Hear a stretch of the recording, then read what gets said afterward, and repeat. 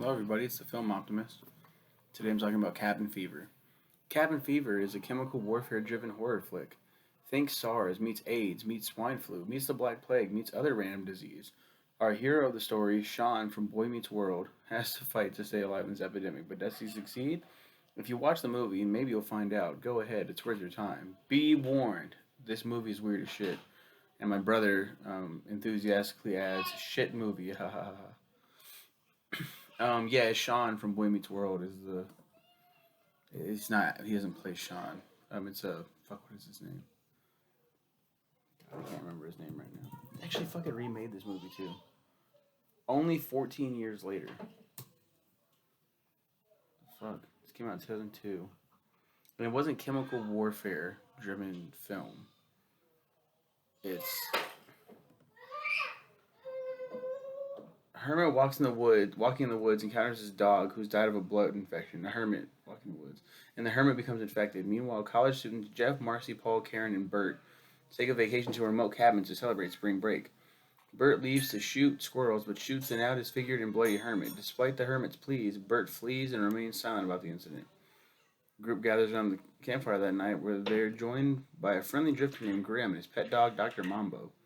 When it rains, Grim leaves his dog to pack up his belongings while the friends wait for Grim indoors. The hermit returns, begging for help. When Bert shuts the door on the sick hermit, he tries stealing the group's car while vomiting blood. When the hermit approaches Marcy and Karen, Paul accidentally sets him on fire. While seeking help the next day, Jeff and Bert encounter a butcher, but leave after learning she is the dead hermit's cousin. What the fuck? Paul receives assistance from police deputy Winston, who promises to send up a tow truck. Paul tries comforting Karen, who is upset over the killing of the hermit. After calming her down, Paul attempts to have sex with her. As he reaches between her legs, he discovers an infection that's spread in her groin. The group isolates her in a shed. It's too late, bro. You touched it. You got it now. After fixing the truck, Bert coughs up blood but does not tell the others. Bert drives off after Paul and Jeff discover he's caught the disease. Jeff takes the remaining beers and leaves, terrified of becoming infected. Bert seeks help at a convenience store but angers the owner after his son Dennis bites him. Bert flees, chased by Dennis's father and two friends. At the cabin, Marcy worries that they will all contract the disease. When Paul comforts her, they impulsively have sex. Regretting the affair, Paul leaves while Marcy takes a bath, crying. As she shaves her legs, the flesh begins to peel off, and she runs outside in panic, where she's eaten alive by Dr. Mambo. Yeah, it keeps going. Yep, yep.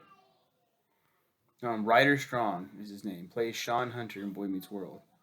Fucking love Boy Meets World. Probably my favorite TV show of all time. The fuck is in my hair? There's always some shit going on. Some fuzzies. Some fuzzy wuzzy. There you go. Love Boy Meets World. Love the character of Sean. Is there more shit? Or is that just like the light? It's the light. Boy Meets World is the shit. And I was like, I love this movie just for his inclusion.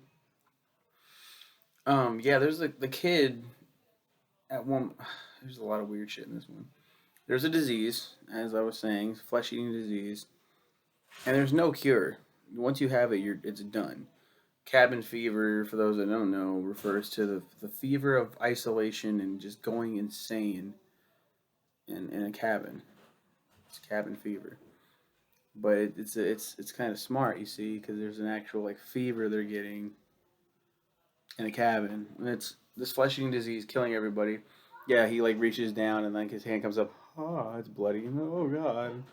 Ew. We gotta isolate her. She decomposes slowly, horribly.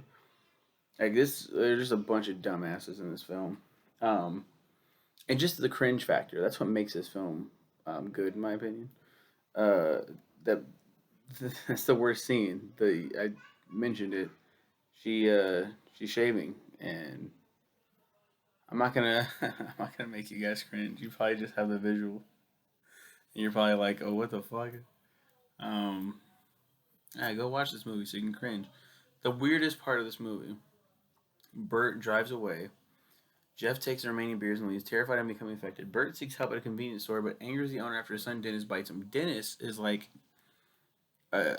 dumb as fuck and like kind of a mute.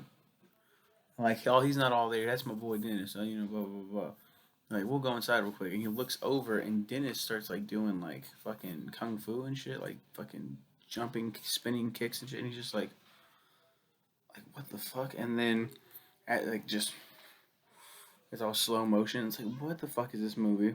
And then he gets, um, in, in close proximity and bites his fucking arm. I loved horror movies. So I think the first time I saw this, I was younger, 2002. So that came out when I was 10. Um, it, I definitely saw it within that time frame where it came out. It came out in 2003, technically, so I was 11. Needless to say, though, like, regardless, I fucking saw it. Eli Roth wrote and directed it. Um, Fucking weird movie. And then years later, I was like, I can watch this and I can review it.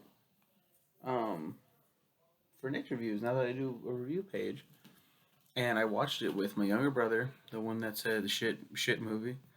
My best friend Clinton, and then his friend Austin Singleton. And I remember all of us just laughing hysterically at this film because it's fucking weird, and its weirdness adds a really fun charm to it, to the absolute horrific scenario that they found themselves in. And it's like it's from the jump. It's like there's no cure for this. They're shit out of luck, and they're fucking dumb. They're really fucking dumb.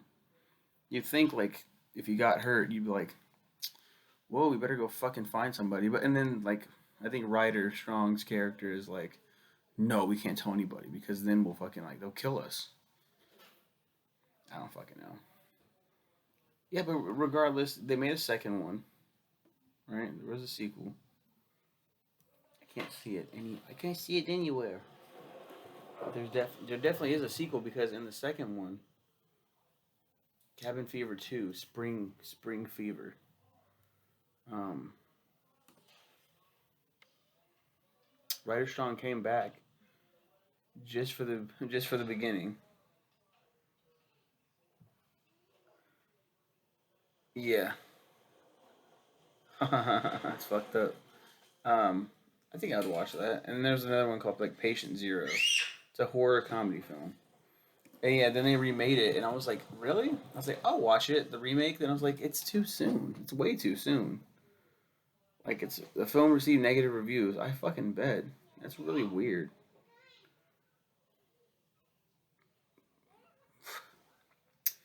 Well, you guys have a good one. And that's my thoughts on Cabin Fever. Take care.